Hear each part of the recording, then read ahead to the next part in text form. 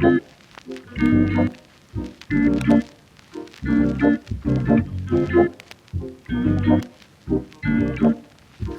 everyone, this is Angela and welcome to my channel, Angie the ENTJ. Please be sure to like, subscribe, comment, and click on the notifications bell so that you will know whenever I upload any new content. Let me just go ahead and get right into it. You all saw the title, so let me just get right to the point. So, okay, a few months ago on New Year's Eve, December the 31st, last year, I had a dream about Kendra D of the Crimson Cure. I know, right? And hey, I don't know her and I've never met her. So usually when something like that happens, it is a cue or a clue from the universe for me to consult the oracles and share the responses. So I performed the readings. As it turns out, the day that I performed the oracle readings on her, she posted something about recovering from an illness.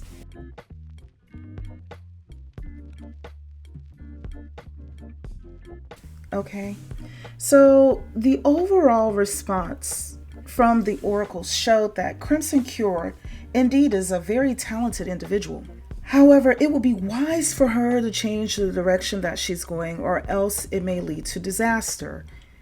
And the disaster is not coming from an earthly realm, it's coming from a universal realm. The video where I performed the reading is titled Crimson Cure, an Oracle Reading, and you can find it on my channel, and there will be a link in the description box. Okay, so moving along, well, a couple of weeks ago, while I was browsing the YouTube streets, lo and behold, there was a video from Crimson Cure poking at Princella Clark. Let's watch. So what we got today is Black women demonizing actual Black masculinity and how that happens. I got a clip that I want to share with you guys, and then we're going to come back and cook, because this particular content creator been on social media platforms for a long time spewing nonsense, but we're just going to get into it. So here we go. Tactics men use to deceive women. Number 3, get you to invest into them. They'll ask you to lend them money, and it can be as small as $1. Any favor that you fulfill lets him know that he's entered the realm of being able to control and manipulate your psychology to his benefit. Number 2, gift giving. Gift giving is actually what you call a Trojan horse, because men know that whatever you give a woman, she'll multiply. So he'll find out what you want or your weak spots, give you something that he knows you want, and then the floodgates for you to give back to him tenfold are open. The first 2 tactics work like a charm, but the number 1 tactic is to have sex with you. Pain is a weapon and clouds women's judgment, and these 3 tactics make it difficult for women to pull away. Here are the 3. Okay. So I'm gonna stop sharing that. That was stupid. That was real dumb, y'all. Real dumb. 3 tactics. Okay, I'm back. So Princella Clark of the High Powered Podcast honestly was on her platform minding her business, not bothering Kendra D at all. And she responded. So let me just play it here briefly. And this right here live, so we can see how I rip her a new one, right? I got to rip her a new one. Okay. I got to find that page though. All right, here it is. Here it is. Let me read it. Since she say it's so stupid and so dumb.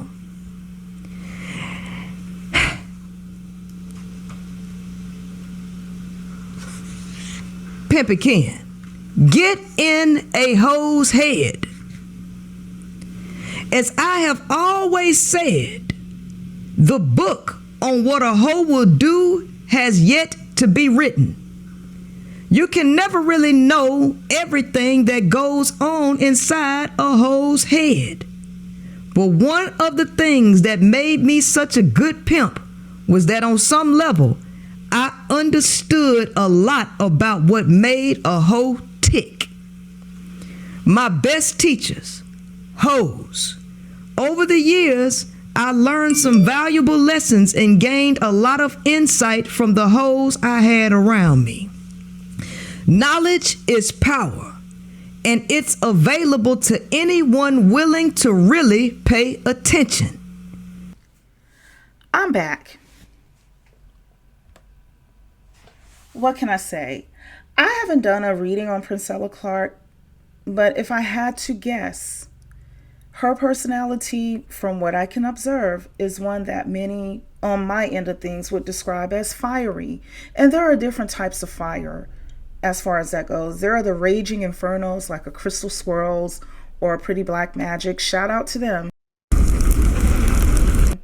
Then there are the fiery types of personalities that may strike like lightning. They're like a hot stove, hot to touch, or they may burn like a cigarette or a stick of incense. And Princella Clark kind of reminds me of that slow burning personality type, that cigarette burn. Okay, she's a slow burner like a stick of incense. However, in the right circumstances, she can become a raging inferno. No, Miss Sophia. No, Miss Sophia, no! Now, I'm not comparing each woman to one another. They are each their own women, and they stand alone in their own personalities as far as that goes. What I am speaking about, however, are my observations of different personalities in general. And I'm just using natural phenomena to give an imagery to all of them. By the time a fire is raging, for an example, the only approach is to accept that it's going to burn everything to oblivion. A cigarette, on the other hand, may leave a burn mark as a warning, to let you know, oh, you think I'm over here chilling, but I actually got a fire going on. So that cigarette may leave a burn mark to let you know I have the capability of becoming a raging fire as well. So my observations of each woman's personality that I just named is kind of like this. To stay in alignment with the different personalities, Crimson Cure, in my opinion, is like Earth. Okay? The Earth just absorbs everything, has buildings on top of it, and everyone and everything just walks on top of it. It's very static, meaning that it is resistant to change. However, it does have its own strength, and it can earthquake. Earthquakes are not as common as fires and windstorms and floods. However, when they do occur, they make history. Likewise, with the Earth-type people, they can be immobile on their viewpoints until pressure moves their fault lines, and then their landscape is forever changed, like a Sin G or a Cynthia G, in my humble opinion. So, as usual, I went off on a tangent. Let me get back to the Crimson Cure disaster. So, like I said earlier, when I saw that she poked the bear and did content on Princella Clark, I knew that is Kendra D, she was about to get burned. And by the way, I've included links to all the videos in the description box. So I watched Princella go live on her podcast, the High Powered Podcast, the day that she gave Crimson Cure her cigarette burn mark. And the first thing she did, that's Princella Clark, after lighting an actual cigarette, was to grab a book. And then she flipped directly to the chapter to describe Kendra D's behavior. Princella said other things too now that, let me just say, confirm that I'm not the only one who's seeing what I'm seeing. I grew up with family members who carry pride flags, and they were out of the closet back in the day before they had rights, when it could have cost them their livelihoods and their shelter, among other things. So I'm just saying, I'm glad I'm not the only one who's picking up on that. So let's just say Princella has went ahead and put Crimmy back into her place. Okay. And so here's my take on this entire situation. First, due to the oracle readings I performed, I already know that there is a bigger issue at play. And this was just a warning from Crimson Cure coming from the beyond, in the form of Princella Clark giving her virtual cigarette burn. It showed me that she's inching closer to disaster unless she changes course, which, believe it or not, she has the capability to do so. I practice Kemetic spirituality, so what appears to be a mountain in many people's eyes is smaller than a molehill in my own vision. And that's where I'm coming from with that. So I know some of y'all were taken aback, like, how can she change? Change is possible in the most adverse of circumstances, trust me. So that's where I'm coming from with a Kemetic perspective. And since I'm into a Kemetic lifestyle, I read a lot, and this situation immediately reminded me of the teachings of an ancient Kemetic sage whose name was Ankh Sheshanki. He lived more than 2,000 years ago. During the time that Ankh Sheshanki lived, it was customary for a son to inherit the position of his father. The aging father groomed his son for the position and also created instructions for him to use as a guide even after the father passed on. So what does everything that I just spoke about have to do with Crimson Cure, the High Powered Podcast, and the like? Let's just say that Ankh Sheshanki was not a fan of fools. He did not like the foolish. He held wise people in high esteem, but he could not stand the foolish. He could not stand them. He could not stand them. And Princella Clark reminded me of him. Let me just share a few of Ankh Sheshanki's sentiments about fools. Okay, he said things like, the friend of a wise person is another wise person. The friend of a fool is another fool. Okay. Another thing that he stated was that it was better to have a serpent hanging around the house than a fool. Can you imagine? You know, Africa has some of the most poisonous snakes known to mankind. And he said it's better to have that around your house than a fool. Can you imagine some of the stuff that he had to see? He also says a wise person seeks a friend. A fool seeks an enemy. You see, and that kind of speaks to what I think Crimson Cure did here. Because Princella Clark was on her platform minding her business. She wasn't bothering Crimson Cure from what I could see. But like Ankh Sheshanki said from 2,000 years ago, a wise man seeks a friend, a fool seeks an enemy. So who was seeking who? Now, here's another thing that he said. The children of a fool wander in the street, but those of the wise are always with them. Now, I just gave a sample of his statements about the foolish. And here we are more than 2,000 years later, and one look at the audience of each platform will tell you the difference between Princella Clark's high-powered podcast and that of Kendra D's Crimson Cure. You will see, just among the audience members, whose children are wandering the streets, scattered between multiple households, versus those who actually keep their children close to them. You will see who is befriending who among the wise and among the fool.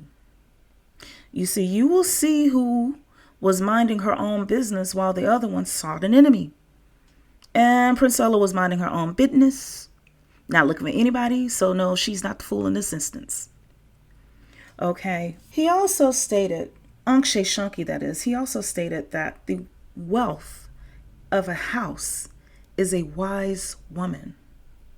So if the wise black women are stampeding away from their own community due to the treason they have endured at the hands of black males and their female enablers, that means that the only thing that will be left with those who remain behind is poverty and chaos. Another statement that Ankh Sheshanki made was to keep your distance from those who have hate in their hearts. The reason why I'm sharing all of this, aside from showing that an oracle reading was provided about Crimson Cure and how she's coming a little close to the chaos that she can avoid if she just changed course. And I'm saying that from a spiritual perspective, not from a physical, I'm not going to do anything, I'm not wishing anything on her. but I'm just sharing this perspective.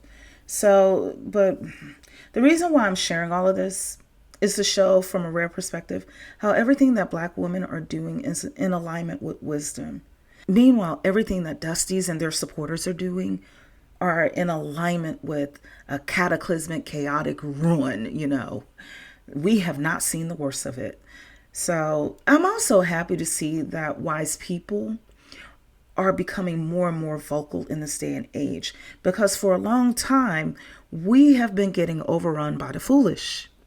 However, I understand the tactic, because the easiest way to prove a fool wrong is by letting them have their way. So all of these foolish people have had plenty of time to build a community, to build Africa. You know how they used to talk about that? So they've had plenty of time to build life on Mars or whatever they're up to now. And of course they failed, because a fool is not designed to be successful. And by no means are we the first community to find ourselves at odd ends with one another. Many cultures that are homogeneous, or homogeneous, however you want to pronounce it, find themselves divided into two portions. One side is educated and wealthy, or at least striving to learn and willing to work hard. Okay, while the other side is uneducated, oftentimes lazy, and willfully ignorant. I am glad to see that wise people are rising up to eclipse the foolish. Okay, that's all I have to say for now. Please be sure to like, subscribe, comment, and click on the notifications bell so that you will know whenever I upload any new content. Take care until next time.